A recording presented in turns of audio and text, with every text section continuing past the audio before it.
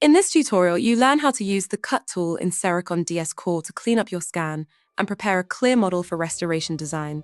Let's get started.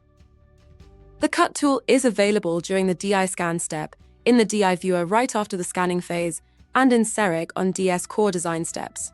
It is not available in Canvas. You always use it directly on the clinical model you want to design on. In CEREC on DS Core, go to the toolbar on the left side of the screen.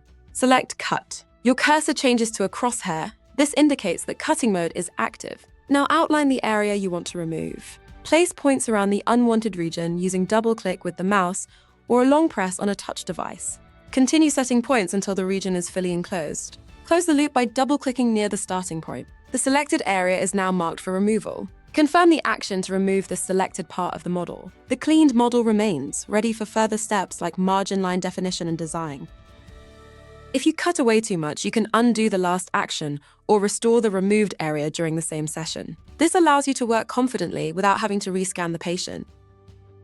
Using the Cut tool gives you practical benefits, such as a cleaner model with fewer distracting soft tissue fragments, better visibility when tracing margins and occlusal evaluation, leading ultimately to a faster workflow due to less manual cleanup in later design steps.